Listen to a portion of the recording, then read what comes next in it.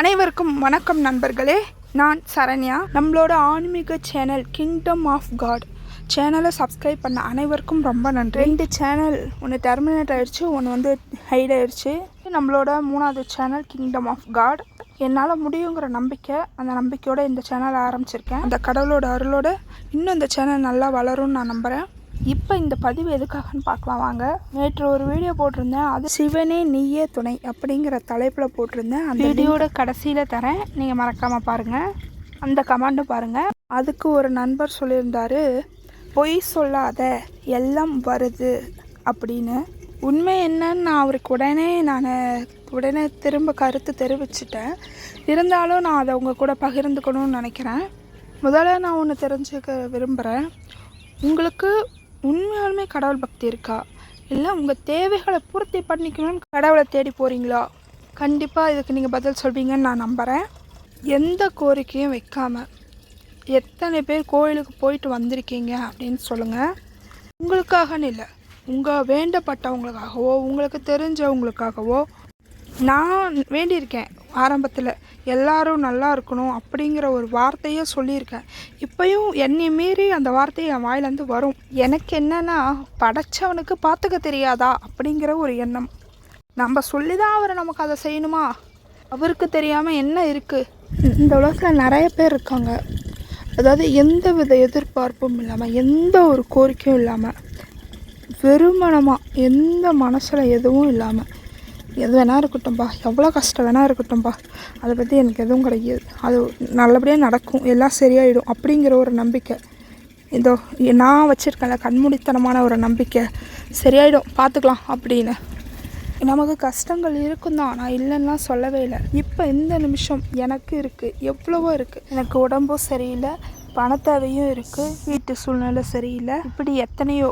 ஆனால் நான் இப்போ பேசிகிட்டு இருக்கேன்ல, உங்கள் கிட்ட இப்போ பேசிக்கிட்டு இருக்கல, இப்போ இந்த நிமிஷம் என் குரலில் ஏதோ சின்ன தயக்கம் போது நீங்கள் பார்த்தீங்கன்னு சொல்லுங்கள் பார்க்கலாம். சரி, அந்த நண்பருக்கு நான் சொல்ல விரும்புகிறது ஒன்று தான். அந்த நண்பருக்கு மட்டும் இல்லை, உங்கள் எல்லாருக்குமே நான் சொல்லிக்க விரும்புகிறேன். நம்ம கோயிலுக்கு போய் கையெடுத்து கும்பிட்டு நம்ம வணங்குறது அவங்க மேலே வச்சுருக்க பக்திக்கு அர்த்தம் கிடையாது.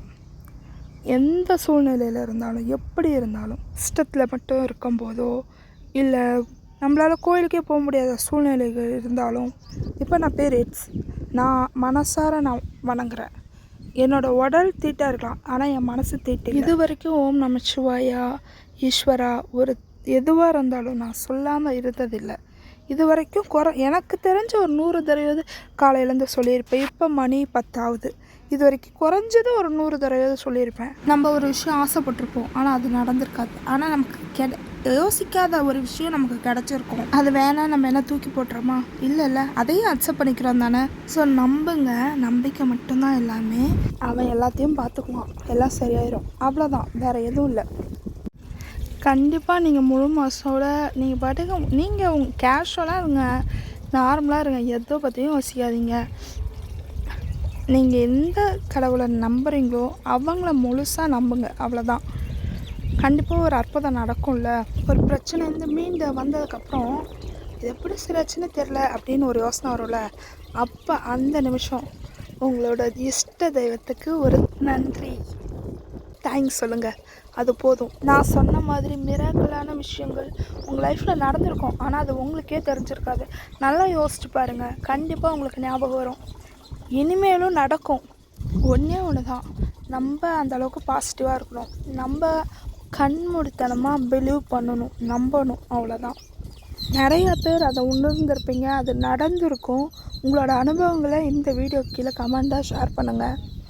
புதன்கிழமை, அதாவது நாளைக்கு மறுநாள் 9ஆம் தேதி ஈவினிங் 7 மணி அன்னையிலேருந்து சிவபுராணம், எனக்கு தெரிஞ்ச புராண கதையை நான் உங்கள் கூட ஷேர் பண்ணிக்கலான்னு இருக்கேன். டெய்லி வீடியோ நைட் 7 மணிக்கு வரும். ஏதாவது தவறாக இருந்தால் என்னை மன்னிச்சிடுங்க, நல்லா இருந்தாலும் சொல்லுங்கள், என்ன திருத்திக்கணுமோ அதையும் சொல்லுங்கள், நான் மாற்றிக்கிறேன். மறுபடியும் சொல்கிறேன், உங்கள் அன்புக்கு ரொம்ப நன்றி. அடுத்த வீடியோவில் சந்திக்கலாம்.